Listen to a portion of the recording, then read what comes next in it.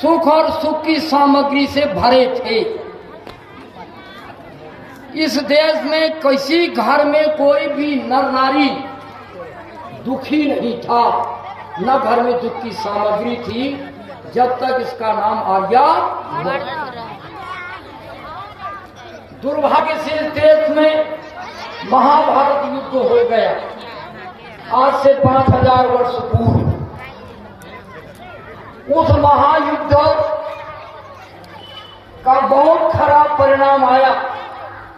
जितने हमारे वीर योद्धा क्षत्रिय थे, जो चारों वेदों की ज्ञाता, बहुत उच्च कोटि के, और ऋषि मुनि बहुत भारी संख्या में मारे गए। क्षत्रिय वंशों का नाश हो गया, बचा नहीं। पूरे विश्व में ढूंढ ढूंढ करके जितने बहादुर क्षत्रिय राजा थे, उस महाभारत में सबको आना पड़ा और कोई बचा नहीं। ध्यान रखिए, केवल कृष्ण की कृपा से 5 पांडव बचे, कृष्ण बचा, 1-2 और बचे, बाकी कोई भी बचा नहीं। महाभारत में सारा क्षत्रिय जितना बहादुर था, सब के सब मारे गए। ध्यान से सुनना थोड़ा सा। वो नहीं क्यों लिखल के जो बड़ा भारी संहार हमारे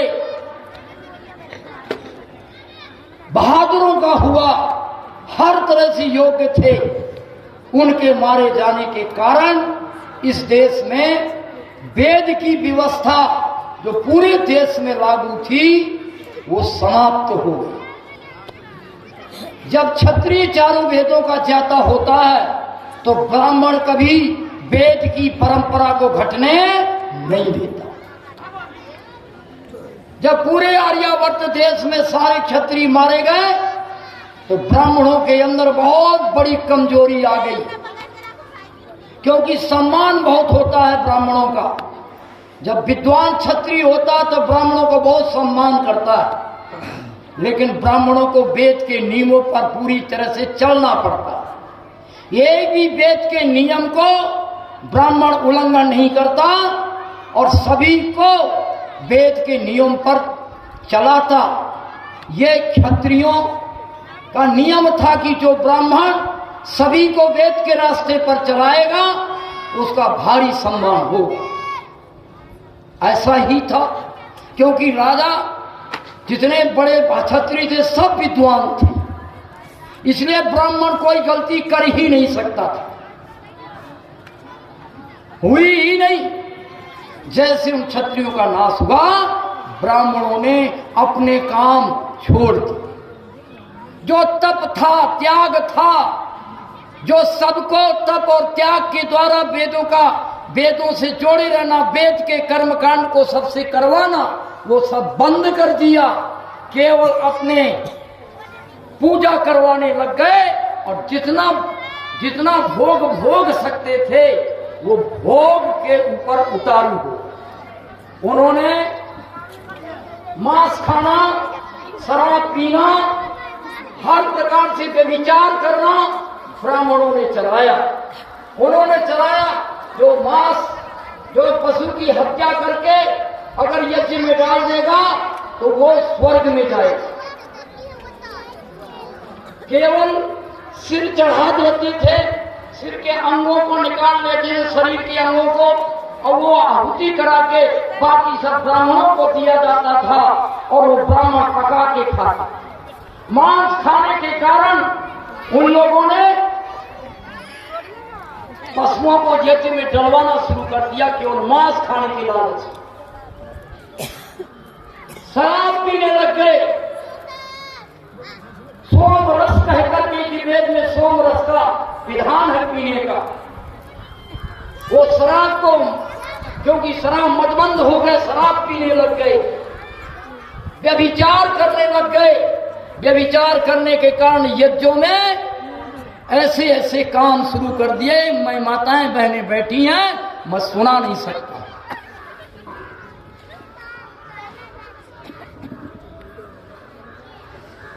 बस इसका परिणाम ये हुआ कि हमारे देश के जितने लोग थे परेशान हो गए। बड़े बड़े राजाओं महाराजाओं की रानियों की हत्या मृत्यु होने लग गई उस व्यभिचार के कारण। ऐसा यज्ञ के नाम पर उसी यज्ञ के सामने उनका व्यभिचार कराया जाता था। बड़ा भयंकर व्यभिचार होता था जो कि सुनाने लगे। राजाओं की रानियां मर गई। उसका परिणाम मेरी माताओं बहनों ये आया कि ढूंढ ढूंढ के ब्राह्मणों को पीटा गया।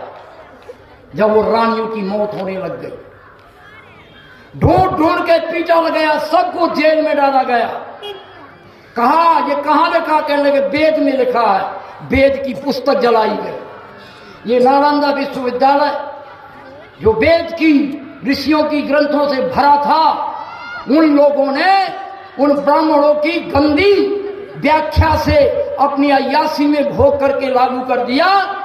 तो उनके कारण पूरे नालंदा उन लोगों ने, वो राजा महाराजा प्रजा ने, सब ने मिलकर के पूरे की पूरे वेद के ग्रंथ नालंदा विश्वविद्यालय में आग लगा दी और वर्षों वो फूके। याद रखिए। और यहां पर ईश्वर को मानने वाला, वेद को मानने वाला आज भी नहीं ढूंढे मिला। जो वेद को मानेगा, ईश्वर को मानेगा, उनको जेल में डालने लग गए। और 500 वर्ष ऐसे उन राजाओं ने यहां पर ये नास्तिक मत फैलाया। मेरी माताओं ध्यान से सुनना, ब्राह्मणों ने कितनी बड़ी भूल की।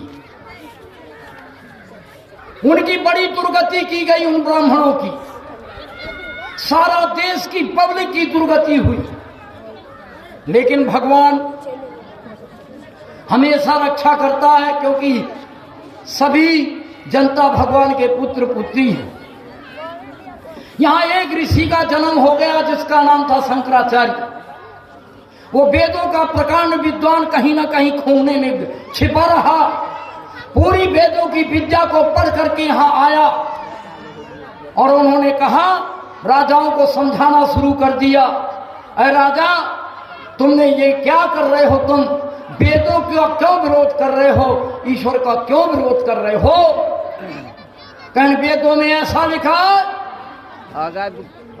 उनको सबको समझाया, तुम सबको इकट्ठा हो जाओ, मैं वेद की बात रखूंगा और तुम वेद से विरुद्ध जो मत चलाया है तुमने, उसको कहते थे जैन मत, बौद्ध मत था। और तुम लोग वो कहते थे कोई ईश्वर नहीं, कोई वेद नहीं। और उन्होंने कहा जो जीतेगा, उन्होंने शास्त्रार्थ कराने से पूरा का पूरा सभी राजा और उनके जितने महंत बने, उन सब पराजित हो गए। और शंकराचार्य ने पुनः इस देश में वेद व्यवस्था लागू कर दी। लेकिन इस देश का बड़ा दुर्भाग्य रहा, समय समय पर कुछ ऐसे छली कपटियों ने जहर दे दिया शंकराचार्य को, नहीं तो पुनः वेद की व्यवस्था 2500 वर्ष पूर्व ही यहाँ पर लागू हो। 2500 वर्ष पहले वो पैदा हुए, यहाँ पर लागू हो जाना था। लेकिन उनको ऐसी जहर युक्त जहर खवा दिया, उन्हें पता नहीं लगा। 6 महीने में उनका शरीर छूटा। मेरी माताओं, मैं आज आपको बताना चाहता हूं, परमात्मा सदा रक्षा करता है। तुम्हारे लिए एक ऋषि भेज दिया, फिर भेजा। और अभी 150 साल पहले उनका जन्म हुआ और उसका नाम था जन्म का मूल शंकर। और फिर क्या बना? दया। मेरी माताओं बहनों, इन्होंने पुनः वेद की परंपरा को लागू किया। मेरी माताओं, जाओ नहीं, जाओगी तो आशीर्वाद नहीं मिलेगा। और जो तुम्हारे घर में सुख शांति आनी है, आओ तो बस जल्दी आ जाओ। ये मुख्य चीज है सीखने की। ये नहीं सीखोगी तो आप कहोगे हमारे घर में सुख नहीं आया, सुख की सामग्री नहीं आई, फिर हमें दोष नहीं देना। गारंटी का यज्ञ कर रहे हैं हम, पूरे देश में चालू कर दिया है, पूरे देश में, गांव-गांव, नगर-नगर में। और ये होगा जो सुनेगा उनके घर में सुख सामग्री निश्चित रूप से आएगी। जहां जहां 4-5 गांव में किया है वहां पर निश्चित रूप से पूरी तरह से लोगों के सुख शांति का पूरा मार्ग विस्तृत होता जा रहा है। हम वहां हर 3 महीने में पहुंच रहे हैं। भव्य सत्संग रखा जाता है। जिन जिन ने बड़े होम में आहुतियां दी हैं भारी संख्या में वो आते हैं और लोगों को इकट्ठा करते हैं। आपके यहां भी हम आएंगे। कैसे नहीं आपके घर में सुख शांति आ सकते। तो उस समय सुख शांति से घर देश भरा था। उस समय क्या करते थे, कहा अगर आपको सुख की सामग्री से भरना है तो एक शब्द का अर्थ याद कर लो। बोलो, स्वर्ग कामो यजेत, स्वर्ग कामो यजेत। स्वर्ग कहते हैं जहां सुख और सुख की सामग्री भरी हो, और नरक किसे कहते हैं जिस घर में दुख और दुख की सामग्री भरी हो, उसको क्या कहते हैं, नरक। आज हमारे देश में हर घर में दुख और दुख की सामग्री फूल भरी, सभी नर नारी दुखी हैं। क्यों? कहा स्वर्ग कामो यजेत। अगर स्वर्ग की कामना है तो ऋषियों ने वेद में कहा और महर्षि स्वामी दयानंद समझा गए कि आप क्या करो, यज्ञ करो। क्या करो? यज्ञ करो। और कितने यज्ञ बताए हैं? 5। कितने बताए हैं? 5। जब तक इस देश का नाम आर्यावर्त था 5 यज्ञ हर घर में होते थे। अरबों वर्ष चला, 1,96,8,53,000 वर्ष तक इस देश में आर्यावर्त में कोई घर ऐसा नहीं था जहां पर नर नारी 5 यज्ञ ना करते। आज मेरी माताएं इतनी बैठी हैं, भाई लोग बैठे हैं, बहुत सारे लोगों को 5 यज्ञों के नाम भी पता नहीं होगा। तो आज आपको 5 यज्ञों के नाम याद करने हैं, उनके काम याद करने हैं और वो घर में लागू करना है आपको। गारंटी है। स्वामी दयानंद ने लिखा है जब पूरे देश में बड़े बड़े होम होंगे और 5 यज्ञों का प्रशिक्षण दिया जाएगा तो देश पहला था वैसा हो जाएगा। ऋषि की ये पंक्ति कभी कोई झूठ नहीं कर सकता। मुझे ऋषि दयानंद पर दृढ़ विश्वास है। इसलिए बड़े बड़े होम पूरे देश में लागू किए और सब जगह हम 5 यज्ञों का प्रशिक्षण देंगे। जो यज्ञों में आएगा 5 यज्ञों के नाम और काम सीखेगा और हर व्यक्ति अपने घर में 5 यज्ञ करेगा। किसी को कोई कठिनाई होगी हम उसको आर्थिक व्यवस्था से, बौद्धिक व्यवस्था से हम उनको 5 यज्ञ लागू कराएंगे। 5 यज्ञों के बिना जो हमारे में यज्ञ में आ गया अब उनको छोड़ेंगे नहीं। आप लोग फोन नंबर जरूर दे जाना, अपना नाम जरूर लिखा जाना, अपने गांव का नाम, फोन नंबर जरूर लिखा जाना। आपके घर में 5 यज्ञ लागू करे बिना हम नहीं रहेंगे। कोई कठिनाई होगी हम दूर करेंगे। पैसे की कठिनाई हो तो पैसा हमारे पास बहुत इकट्ठा हो गया, करोड़ों इकट्ठा हो गया मेरे पास। मैं जब बोलता था तो बहुत देते थे लोग। जहां एक बार बोल देता था तो लाखों पर मेरे पास पैसा आता था। गरीब लोग भी देते थे, मैंने खर्चा नहीं किया। मेरा यह था कि ऋषि दयानंद के, मैं इस देश को ऋषि दयानंद के रास्ते पर चलाऊंगा, वहीं खर्चा होगा। तो आपसे निवेदन है ये 5 यज्ञों को सीख लो। इनके ग्रंथ भी हैं और आप लोगों को सीखना है। सौभाग्य मेरा इतना अच्छा है यहाँ पर 5 यज्ञों को सिखाने का कि यहाँ पर आचार्य सुशील जी। आपको कोई कठिनाई आएगी ये पूरी तरह से आपकी कठिनाइयों को दूर करेंगे। आर्थिक समस्या अगर होगी तो मैं सहयोग करूंगा। मैं भी हर महीने आऊंगा यहाँ। ऐसी योजना ये बना रहे और बिहार प्रांत बहुत अच्छा है कि हर महीने में हर जिले में, प्रखंड में होम की व्यवस्था बढ़ेगी। अभी इन्होंने 2-3 गांव में निश्चय कर दिए सीतामढ़ी में होना है, आज छपराड़ी वाले आए हैं, राजनगर वाले आए हैं, इनका भी मन बन गया है, अरे तुम्हें घी सामग्री हम देंगे और तुम्हारा पूरा का पूरा नगर गांव सुख और शांति से भर जाएगा। पैसा बहुत है लोगों के पास, लेकिन इस तरह से नहीं लगा पाता है। घी सामग्री मैं लगाऊंगा और लोगों को आहुति के लिए आपको इकट्ठा करना।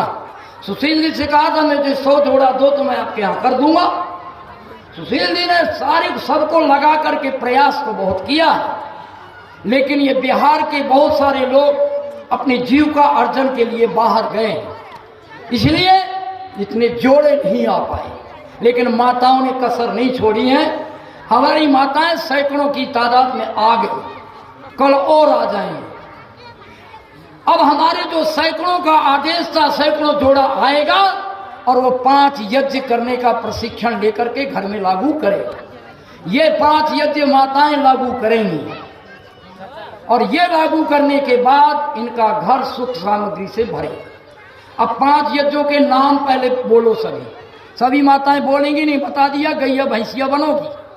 बोलो, ब्रह्म यज्ञ, देव यज्ञ, पितृयज्ञ, भूत यज्ञ, अतिथि यज्ञ। 5 हो गए। फिर बोलो, ब्रह्म यज्ञ, देव यज्ञ, पितृयज्ञ, भूत यज्ञ, अतिथि यज्ञ। याद हो गया? बोलो पहला, सब बोलो माताओं, देखो ऐसे ठीक नहीं है, सब बोलो, क्योंकि तुम्हारे सुनने की भी कान दिए हैं भगवान ने, भैंस के सुनने वाले कान नहीं है।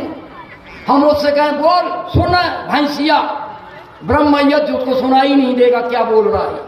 तुम्हारे कान सुनने के हैं और तुम्हारे काम बोलने के हैं। तुम्हारा दिमाग सीखने का है, भैंस का दिमाग सीखने का। तो तुम बोलो, बोलो पहला, जोर से बोलो, ये बैठी है चुपचाप, बोलो ब्रह्म यज्ञ। सारी बोलना, तुम ना बोलो, इन्हें बोलने। ब्रह्म यज्ञ, देव यज्ञ, पितृयज्ञ, भूत यज्ञ, अतिथि यज्ञ। कौन सी नहीं बोल रही? हाथ ऊपर करो, भैंसिया बनो। नहीं बोल रही, भैंसिया बनना। फिर बोलो, पहला बोलो, तुम नहीं बोलना, इन्हें बोलने दो। पहला बोलो, धीरे क्यों बोलती हो? बोलो, पहला, दूसरा, तीसरा पितृयज्ञ और चौथा भूत यज्ञ और 5वां नाम हो गए। अब काम सुनो, ब्रह्म यज्ञ में क्या करना है? ब्रह्म यज्ञ में भगवान की पूजा। किसकी पूजा? आप राम को जानते हैं, सीता जी को सब जानते हैं, कृष्ण जी को जानते हैं, रुक्मणी को सब नहीं जानते, राधा जोड़ दी। श्री कृष्ण की पत्नी कौन थी? बोलो, रुक्मणी। राधा नहीं कह देना। अरे किसी की पत्नी ना हो और उसको कह दो तो पाप नहीं ना, पत्नी हो और उसका नाम ना लो। कृष्ण की पत्नी राधा नहीं थी। कोई बता देगा मैं पैसे लिया हूं, इनाम दूंगा 1100 रुपये, अगर कहीं दिखा दे कि राधा कृष्ण की पत्नी। कृष्ण की पत्नी कौन थी? बोलो जोर से, रुक्मणी। कौन थी? रुक्मणी। तो राम और सीता को जानते हो, कृष्ण और रुक्मणी को भी जान लो। कृष्ण को जानते हो, रुक्मणी को नहीं जानते थे, उनकी पत्नी थी।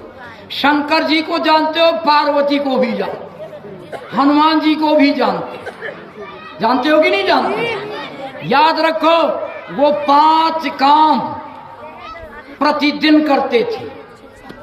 ये 5 जो यज्ञ है ना, आप पढ़ लेना, रामायण पढ़ लेना, महाभारत, गीता। ये क्या करते थे? शंकर जी पार्वती 5 यज्ञ रोज करती थी, राम सीता रोज करते थे, कृष्ण रुक्मणी रोज करते थे, हनुमान जी रोज करते थे। अगर तुम उनको मानते हो, जानते हो, तो केवल नाम लेने से काम नहीं होगा, उनके काम करने होंगे। तब राम राम कहते रहो। बहुत जगह सीताराम की तो सीताराम सीताराम सीताराम सीताराम। अब 5 काम करते थे, कोई भी सीताराम के काम नहीं जानता, ना कोई करता। ऐसे नाम लेने से कुछ भी काम बनने वाला। उनके काम करोगे तो निश्चित रूप से राम के काल में जैसे सब घर सुखी थे, कोई घर दुखी। कहते हैं दैविक भौतिक तापा, राम राज्य का हु नहीं व्यापा। हर घर में 5 यज्ञ कराते थे। जो नहीं करता था उनको असुर नाम से व्याख्यात कर दिया जाता था, बाहर कर दिया जाता था और उनके दंड की व्यवस्था में रखा जाता था। जो नर नारी 5 यज्ञ नहीं करते थे, राम का वो अनुशासन था। और केवल यही नहीं था, विश्व में था। पूरे विश्व में राम के जमाने में पूरे विश्व में 5 यज्ञ नर नारी करते थे। इसलिए कोई भी दुखी। अब लुप्त हो गई वो व्यवस्था। दुर्योधन ने हमारी इस व्यवस्था का नाश कर दिया। किसने नाश किया? दुर्योधन। दुर्योधन इस धरती में पैदा नहीं हुआ होता, शकुनी पैदा नहीं होता, तो हमारी ये देश की जो दुर्गति। राम के घर में भी कलह हुई थी, बहुत बड़ी कलह हुई थी। राम को राज्य बड़े होने से अधिकारी था, उसको राजा चुना गया। और लेकिन कलह के कारण क्या कह दिया का कि भारत राजा बनेगा और राम को बन जाना। कितनी बड़ी कलह थी। लेकिन वो 5 यज्ञ करने वाले थे और दुर्योधन 5 यज्ञ को नहीं करने वाला। 5 यज्ञ करने वाला उस कलह को समाप्त कर दिया। भरत कह रहा है मैं राज्य नहीं करूंगा और राम कह रहे हैं मैं राज्य नहीं करूंगा। अरे राज्य जैसी चीज को गेंद बना के ठुकरा दिया। लेकिन दुर्योधन क्या कहता था? 5 यज्ञ ना करने वाला। सुई कृष्ण कह रहा था 5 गांव दे दे इसको, तो इतना बड़ा नरसंहार नहीं होगा। 5 यज्ञ का तू कह दे। तो दुर्योधन जानते हो क्या बोला था? सुई की नोक की बराबर नहीं दूंगा। जहां भाई का हक छीना जाता है, नाश हो जाता है। भरत ने राज्य नहीं किया, राम के पास चले गए चित्रकूट और चरणों में गिर गया। मेरे भैया, मैं ऐसा वेद से विरुद्ध आचरण नहीं कर सकता हूं। मेरा भाई वन में रहे, मैं राजा बन जाऊं। चरणों में गिर करके गिड़गिड़ाया और कहा भैया मैं यहां रह जाऊंगा, अगर रहना बहुत जरूरी है तो मैं रह जाऊंगा, भैया तुम जाओ, मैं राजा बन करके नहीं रहूंगा। मेरा भाई वन में रहे, मैं राजा रहूं, ये वेद विरुद्ध बात है। याद रखिए, बड़ा संघर्ष हुआ। राम कह रहा मैं नहीं राज्य करूंगा, ये तो ऋषियों का निर्णय है। रघुकुल रीति सदा चले आई, प्राण जाने पर हम तो वो राजा हैं, हम तो वो संतान हैं। रघुकुल रीति है हमारी, हम झूठा नहीं होने देंगे वचन। मुझे राजा बनाया गया, मुझे वन भेजा गया है, भरत को राजा बनाया गया है। और ये नियम का पालन भैया तुम्हें भी करना होगा, मुझे भी। देखिए वो भरत बेचारा कह रहा है मैं भी वनवासी बन करके जा रहा हूं। खड़ाऊं रख ली सिर पर और खड़ाऊं रख दी राज सिंहासन में और नीचे लेटता था, वनवासी भोजन करता था। केवल 14 वर्ष राम की आज्ञा का पालन करता रहा। लेकिन दुर्योधन ने युद्ध छेड़ दिया, सारे कुल का नाश हुआ। और भरत ने जो त्याग किया, राम ने जो त्याग किया, आज दुनिया उनकी पूजा करती। ये मेरी माताओं बहनों, बहुत बड़ा 5 यज्ञों का फल है। आप लोगों को सबको 5 यज्ञ करने। चलो भगवान की पूजा, आज जमाने में तो भगवान की पूजा बहुत लोग करते हैं पर भगवान को नहीं जानते। मेरी माताओं बहनों सुन लो, भगवान की पूजा आप लोग वेदों के अनुसार जो राम भी करते थे, सीता जी भी करते थे, वही पूजा आपको करनी है।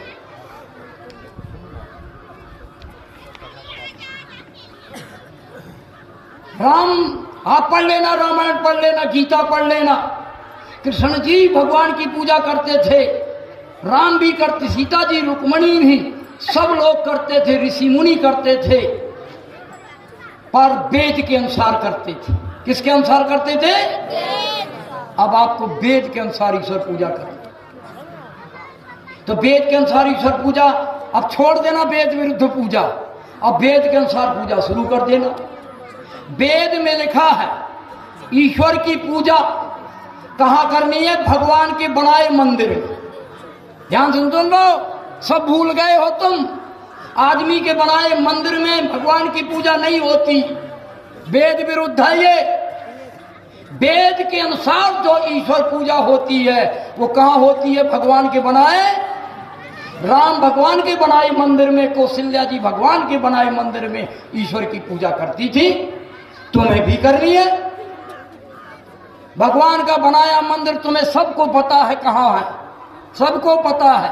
भगवान के बनाए मंदिर में जीवात्मा रहता है। भगवान के बनाए मंदिर में कौन रहता है? जीवात्मा। सबको पता है तुम्हें, जिसका नाम है हृदय मंदिर। जिसका नाम क्या है? हृदय मंदिर।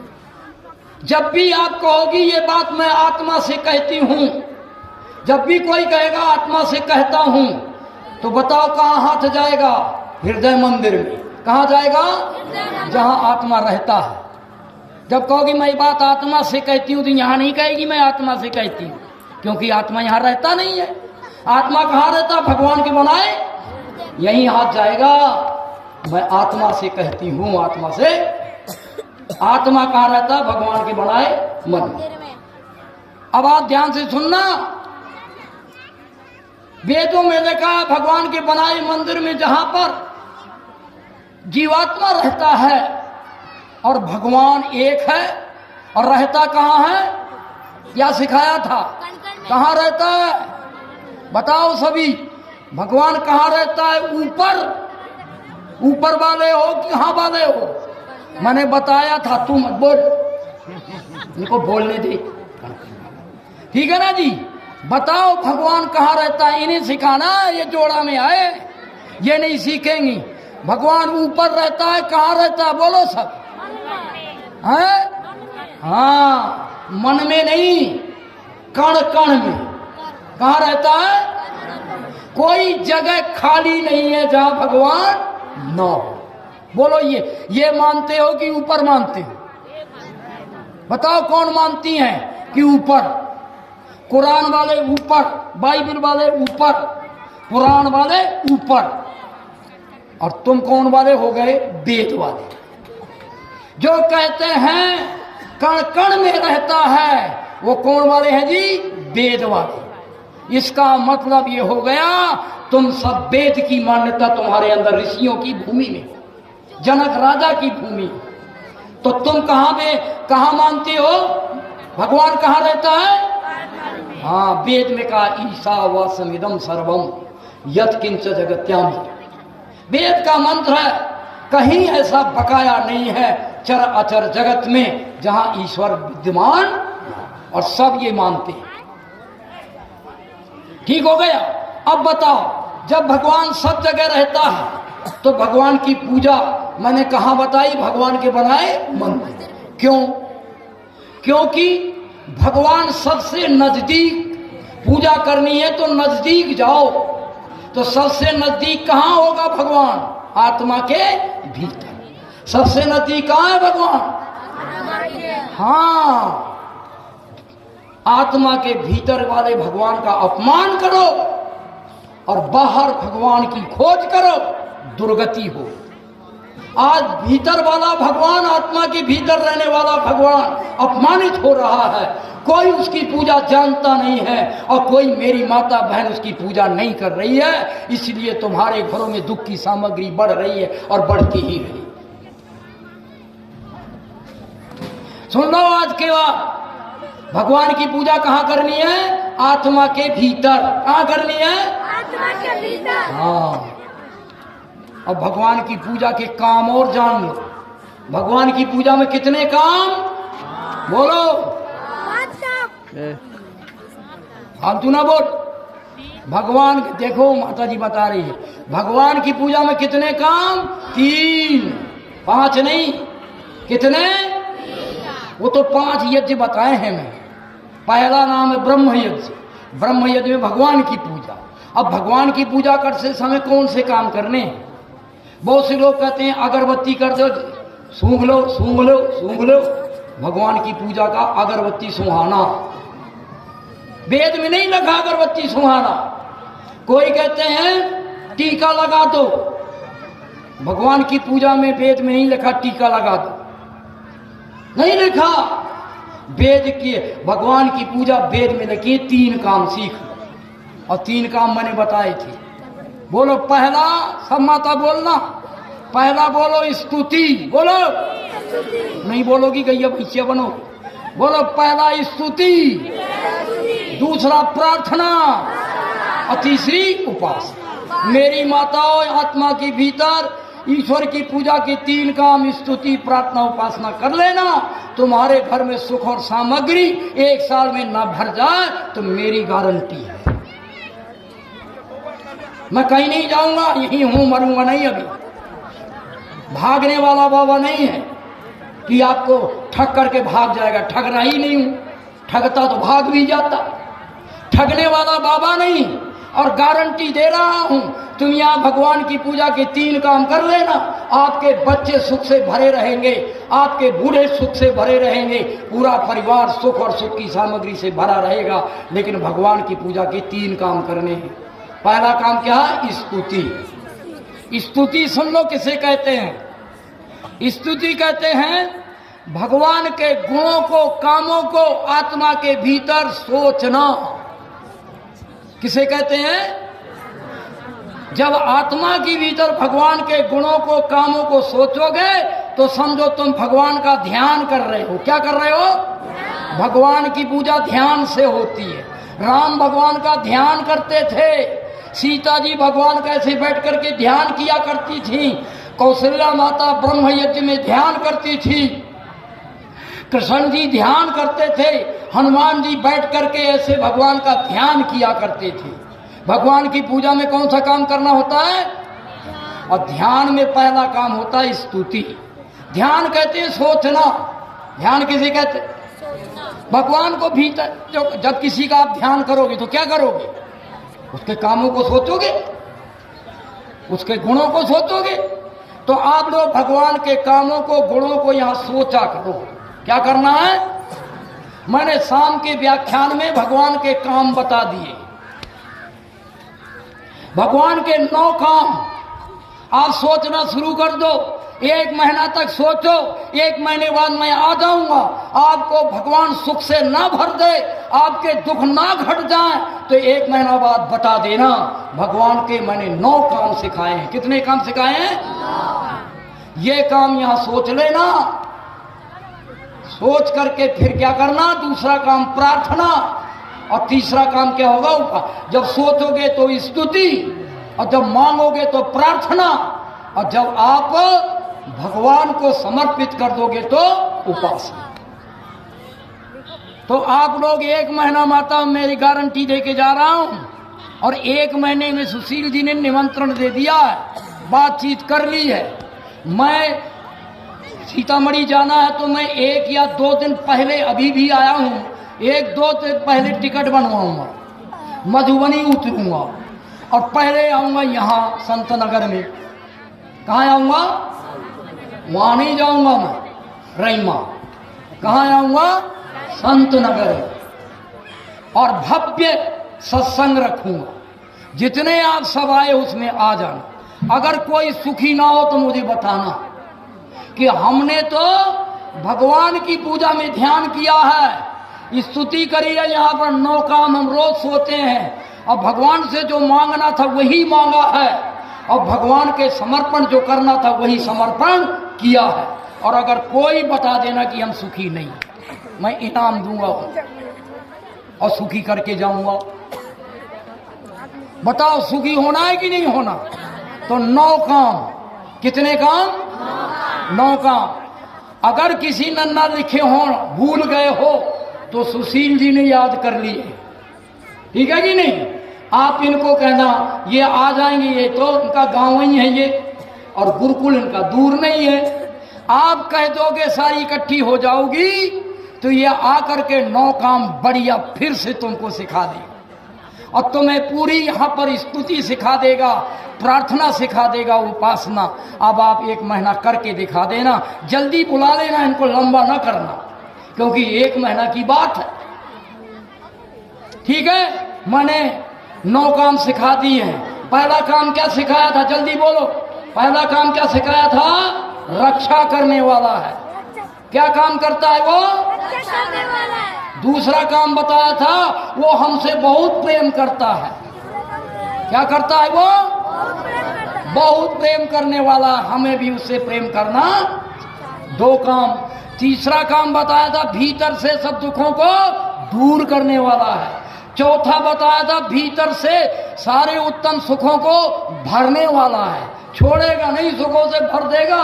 केवल इनकी पूजा करनी, स्तुति कर लेना, मांग लेना, और जो को तुम्हारे है वो समर्पित कर, सुख से भर देगा, दुख के भीतर के खत्म कर देगा। भरोसा कर तू ईश्वर पर, तुझे धोखा, ये जीवन बीत जाएगा, तुम्हें रोना। दुनिया धोखा दे सकती है, पर ईश्वर धोखा, क्योंकि माता पिता कभी बच्चों को धोखा, बैठ के हल्ला करते हो, बच्चे धोखा दे सकते हैं, पर माँ बाप कभी बच्चों को धोखा। ईश्वर हमारी माँ है, ईश्वर हमारा पिता है। मैंने बहुत देखे बच्चे तो माँ बाप को धोखा दे देते हैं, पर माँ बाप बच्चों को कभी धोखा। ईश्वर हमारी माँ है। यहाँ इसकी पूजा कर लेना, स्तुति, प्रार्थना और उपासना। तो 4 काम आपके हो गए। आपका रक्षा करेगा वो, जिसकी रक्षा करता है उसका कभी बाल बांका, कभी बुरा नहीं होगा। जिसका भगवान रक्षक है उसका कोई भी बुरा, अगर तुम यहाँ रोज स्तुति करोगे, तुम्हारा कभी दुनिया में कोई बुरा नहीं। जिसका ईश्वर रक्षक है उसका कोई दुनिया में बुरा कर। विश्वास करना, ईश्वर पर विश्वास नहीं करोगे तो दुनिया में कोई विश्वास पात्र है ही। वो दुखों को दूर करने वाला है, आपके भीतर दुख छोड़ेगा नहीं। लगातार 1 महीना यहाँ स्तुति, प्रार्थना। तो 4 काम मैंने बता दिए, फिर दोहरा दिया है। इसलिए दोहरा रहा हूं कि जो अकल नहीं आई थी और जो कल आई थी वो पक्की हो जाए, और जो नई आई है वो हमारे राजनगर वाले नहीं आए थे, इनको पक्का करके भेज। छपराड़ी वाले नहीं आए थे, दिल्ली पट्टी वाले नहीं आए थे, इनको भी करना है। नेपाल वाले नहीं आए थे, उनको भी करना है। संत नगर वालों को तो करना ही करना, ये भी नहीं आई थी बहुत सारी, आज वो भी आ गई है। इसलिए दोहराया हूं, ईश्वर का पहला काम रक्षा करना, दूसरा काम बहुत प्रेम करना, चौथा काम, तीसरा काम है सब भीतर के दुखों को दूर करना, और चौथा काम है भीतर के सुखों को, उत्तम सुखों को भरना। 5वां काम मैंने बताया था, हर माता बहन चाहती है मेरा घर संपन्न हो जाए। वो भीतर से सब प्रकार की संपन्नता को भरने वाला। एक भी नहीं आपका धन से घर संपन्न होगा, विद्या से संपन्न होगा, बल से संपन्न होगा, हर तरह से भगवान संपन्न करने वाला है। आप भरोसा करके इसकी स्तुति कर लेना, आपके घर में संपन्नता आएगी। 1 महीना में नजर हो जाएगा, मेरा घर में तो अब संपन्नता बढ़ती जा रही है। करके देख लेना ये पूजा। 5 बता दिए, कितने काम बता दिए? 6ठा है, वो भगवान श्रेष्ठ है, सर्वश्रेष्ठ है, और हमें श्रेष्ठ बनाने वाला है। कौन पिता है अपने बच्चों को श्रेष्ठ ना बनाए? परमात्मा आप सब जानते हो, सर्वश्रेष्ठ, उससे बढ़िया दुनिया में कोई है ही। और तुम्हारा पिता है, माँ। कौन पिता है अपने बच्चे को श्रेष्ठ ना बनाए? बताओ तुम में हो कोई? जो माँ अपने बच्चों को श्रेष्ठ बना सकती है, बनाएगी कि नहीं बनाएगी? पिता बनाएगा कि नहीं बनाएगा? ईश्वर हमारा पिता है, ईश्वर हमारी है कि नहीं? भीतर है और उसका काम है सर्वश्रेष्ठ, और सबको जो उसका पूजा करेगा उसे श्रेष्ठ बनाएगा। उस बच्चे को, उस पुत्री को, उस पुत्र को जो उसकी यहाँ पर पूजा करेगा, वो माँ, वो पिता आपको श्रेष्ठ भीतर से बनाए। तो चौथा काम है श्रेष्ठ बनाने का। छठा काम श्रेष्ठ बनाने। हो गए 6 हो गए, जल्दी से।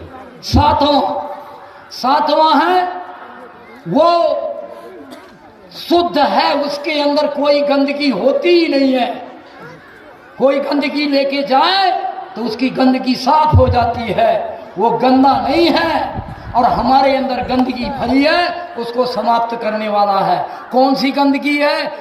क्रोध की, लोभ की, दुर्गुण कहते हैं। काम, क्रोध, लोभ, मोह, भय, शोक, चिंता, आलस्य, प्रमाद, ईर्षा, द्वेष, इनको दुर्गुण कहते हैं। ये भरे हैं। ये जिसके अंदर भरे होंगे वो निश्चित रूप से गंदा व्यक्ति है। वो हमेशा परेशान रहेगा और सबको परेशान रखेगा। और ये जो गंदगी है ये कोई नहीं साफ कर सकता।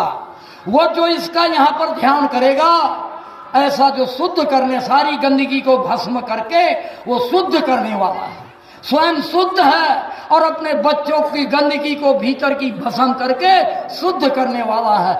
जो ऐसे भगवान की पूजा करेगा, आपके अंदर ये गंदगी छोड़ेगा नहीं, जो सारे घर को बर्बाद कर देती है, सारे समाज को बर्बाद कर देती है। ये गंदगी भीतर से भगवान ही खत्म कर सकता है। दुनिया में कोई ऐसी गोली नहीं है, कोई ऐसा इंजेक्शन नहीं है इस गंदगी को साफ कर। समझ में आई ना? कितनी हो गई? 7। हे माता जी बात ना करो, देखो ये माता जी बात कर रही, तो 7 हो गए। माता जी बात बेटी बात 7 में जल्दी जल्दी, जो बहुत जरूरी है, टाइम कम है। 1 बजे तुम्हें छोड़ना भी है। 1 तो बज गए, 1 बजे छोड़ दूंगा। लेकिन तुम्हारी बहुत बड़ी गलती है। क्या गलती है? 10 बजे आए, 10 बजे यहाँ 2-4 आए थे, बस बैठे रहे। जब तक 12 बैठ नहीं जाएंगे तब तक हवन शुरू होगा नहीं। तो मेरी गलती नहीं है, ये जो देर हो ये तुम्हारी गलती। ठीक है, तो ध्यान से सुन लो, और नहीं सुनना है तो दोपहर की सभा में आ जाओ। अगर कहो नहीं जी हम तो देर से आए हैं पर हमें टाइम से जाना है, तो विश्राम करते हैं, भूख भी लगी होगी, ठीक है कि नहीं?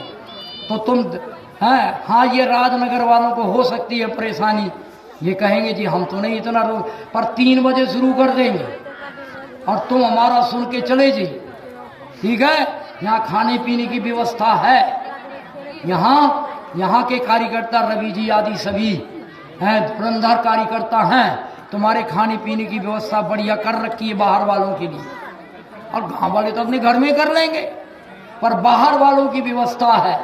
खाना खाओ, थोड़ी देर विश्राम करो, कोई शंका समाधान हो तो हमसे कर लियो, किसी को शंका हो हमारी बातों में तो हमसे पूछ लेना, हम भी यहीं रहेंगे। ठीक है कि नहीं? हमारा खाना राजनगर से वो संतोष जी की आई, वो ले आई, कौन सा खाना खाते हैं, हम भी यहीं खा लेंगे। ठीक है कि नहीं? तो खाना हम भी यहीं खा लेंगे, तुम भी खा लो। जिसको शंका समाधान करना है वो बैठ जाना, हम उनकी शंका समाधान। और ठीक 3 बजे भजन शुरू हो जाएंगे, 1 घंटा उनका भजन सुनना, बीच में हो रहा फिर उनका भजन। 7 बजे तुम्हारी छुट्टी कर दी। ठीक है जी? तो अब छुट्टी कर दी जा, क्योंकि सुबह से बैठे हो 10 बजे। क्यों जी रवि जी? इनकी रवि जी छुट्टी कर दी जा। है प्रसाद तो देंगे, प्रसाद के बिना थोड़ी जाने देंगे। तो मेरा निवेदन है आप जाओ नहीं कोई, तो मैं बात को अधूरा छोड़ता हूँ। अभी ईश्वर पूजा पूरी नहीं हो पाई है, और इसको भी देवता पूजा भी ये जल्दी जल्दी 1 घंटे में सिखा दूंगा। लेकिन 1 घंटा टाइम मिलेगा जब, तो 3 बजे के बाद आपको 1 घंटा समझा देंगे। आप लोगों को आ जाना। क्यों माताओं जो गांव में जाएंगे आ जाओगे 3 बजे? 3 बजे आ जाना। ये पूजा पूरी के देवता पूजा क्या क्या करना है, क्योंकि लागू करना सुशील जी को पूरा समझाएंगे। देवता पूजा में क्या करना है, मूर्ति पूजा भी सिखाएंगे। राम की मूर्ति की पूजा कैसे करनी है, श्री कृष्ण की मूर्ति कैसे पूजनी है। अभी जो माताओं बहनों तुम पूजा करती हो राम की, गलत कर रही हो। सही पूजा वेदों के अनुसार थोड़ी। अब क्यों इतनी जल्दी कर रही, ये नेपाल से आई है कह रहे हैं। अगर दूर से हो तो बैठ तो जा, अब तो छोड़ तो रहे हैं। प्रसाद लेगी कि नहीं लेगी? हाँ तो कोई बात नहीं, दूर से आ गई है, मत सुनिए, ठीक है? दूर से आई है, यहाँ देखने आई थी, बस सुनने नहीं आई। ध्यान सुनो मेरा।